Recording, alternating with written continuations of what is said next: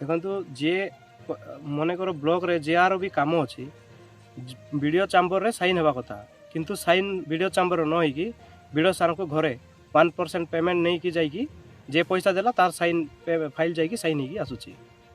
କହୁଛନ୍ତି ସେଇଟା ତ ମୁଁ କହିପାରିବିନି, ମୁଁ କିନ୍ତୁ ଏଇ 2-4 ଦିନର ସମସ୍ୟା ଦେଖିଲି ଯେ ଏଇଭଳିଆ ହେଉଛି। ମୋର ଗୋଟେ SD ରିଲିଜ୍ ହେବାର ଥିଲା, ମୁଁ SD ରିଲିଜ୍ ପାଇକି ଯାଇଥିଲି।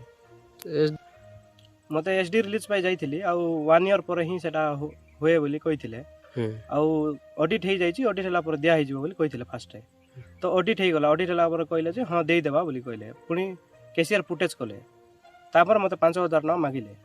ଠିକ୍ ଅଛି ମୁଁ ଦେବି ବୋଲି ବି କହିଲି, ଆଗରେ ନ ଦିଆ ହେଲେ କରାହେବନି ବୋଲି କହିଲେ। କିଏ କହିଲେ? ତାଙ୍କର ବ୍ଲକ୍ ଷ୍ଟାଫ୍ ହିଁ କହିଲେ, ତାଙ୍କର କ୍ଲର୍କ ବୋଲିକି ଅଛନ୍ତି। ଆଉ ପଇସା ଦେଲେ ହିଁ ଯାଇକି ଦେଖୁଛୁ ପରା ସାଇନ୍ ହେଇକି ଆସୁଛି ଫାଇଲ୍ ଯାଇକି ବୋଲି ମୋତେ ଦେଖାଇଲି, ଆଉ ତାର ଫୁଟେଜ୍ ବି ମୁଁ କରିକି ଦେଇଥିଲି। ଦେଖନ୍ତୁ ସରକାରଙ୍କୁ ତ ଏତିକି କହିବି ଯେ ଏଇ ବ୍ଲକରେ ଯେଉଁ ଭଳିଆ ଦୁର୍ନୀତି ହେଉଛି, ଏଇଭଳିଆ ଦୁର୍ନୀତି ହେଲେ ସବୁ ଜିନିଷ ଦୁର୍ନୀତିରେ ହିଁ ଚାଲିବ। ତ ସେଥିପାଇଁ ମୁଁ ଏଇ ଜିନିଷ କହିବାକୁ ଚାହୁଁଛି ଯେ ଏଇ ଜିନିଷଟା କେମିତି ବହୁତ ଜଲ୍ଦ ସର୍ଟ ଆଉଟ୍ ହେଇଯାଉ, ସେ କାମ କରନ୍ତୁ ଆଉ କାମ କରିକି ବିଲ୍ ପାଆନ୍ତୁ।